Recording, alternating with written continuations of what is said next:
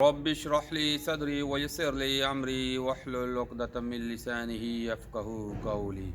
السلام علیکم ورحمۃ اللہ وبرکاتہ۔ معزز سامعین، امید ہے کہ آپ سب خیریت سے ہوں گے اور ہمارا چینل اللہ والوں کی باتیں بہت کامیابی کے ساتھ آگے کی منزلیں طے کر رہا ہے اور بہت سے جو وظائف ہیں وہ بھی اپلوڈ کر دیے گئے ہیں۔ اسی طرح آج سے ہم ایک نیا سلسلہ شروع کر رہے ہیں، جیسے آپ کے سوالات اور ہمارے جوابات۔ تو انشاءاللہ ہم کوشش کریں گے کہ یہ جوابات جو ہمارے معاشرے کے اندر سے جنم لیتے ہیں یہ قرآن و حدیث کی روشنی میں ہوں اور ان سے آپ بھی مستفید ہوں، اور دوسرے بہن بھائی جو آج کے حالات میں مختلف مسائل سے گھرے ہوئے ہیں، اللہ تعالیٰ ان کی بھی تمام مشکلات کو دور کرے۔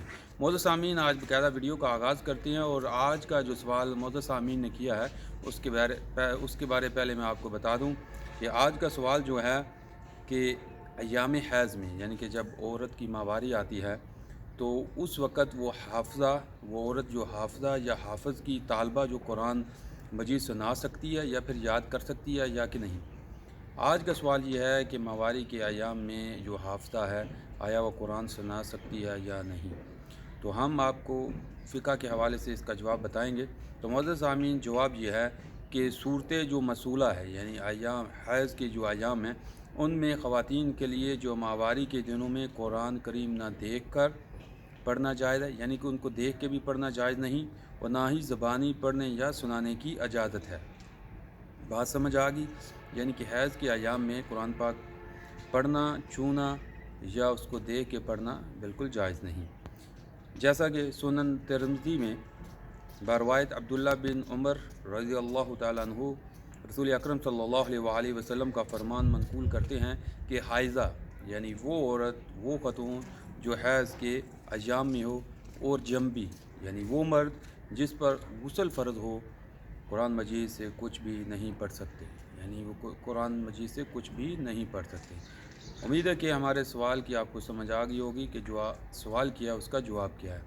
حیض ایام میں یا جنبی شخص کے لیے، حائضہ یا جنبی دونوں کے لیے قرآن مجید کو پڑھنے کی اجازت نہیں۔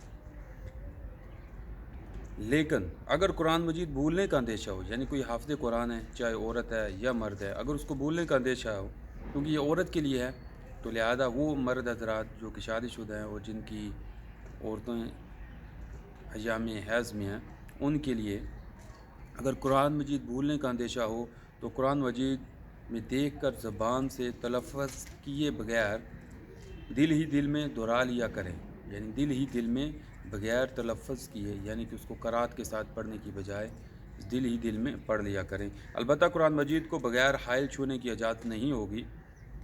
کسی جدا کپڑے وغیرہ سے قرآن کو پکڑے اور صفحات پلٹے، یعنی کہ کسی جدا کپڑے سے حیض کے ایام میں کسی دوسرے کپڑے سے قرآن کو پکڑے اور اس کی اوراق کو پلٹ سکتے ہیں۔ واللہ اعلم۔ تو معزز سامعین، آج کا جو سوال ہے اس کا ہم نے آپ کو جواب دے دیا ہے کہ حیض ایام میں قرآن کو قرات کے ساتھ پڑھنا جائز نہیں ہے۔ تو انشاءاللہ مزید اس طرح کے سوالات آپ تک شیئر کیے جائیں گے۔ اللہ تعالیٰ میرا اور آپ کا حامی و ناصر ہو۔ آپ ہمارے چینل کو خود بھی سبسکرائب کریں اور دوسرے دوست احباب تک بھی شیئر کریں تاکہ وہ بھی اس سے مستفید ہو سکیں۔ اللہ تعالیٰ میرا اور آپ کا حامی و ناصر ہو۔ جزاکم اللہ خیر۔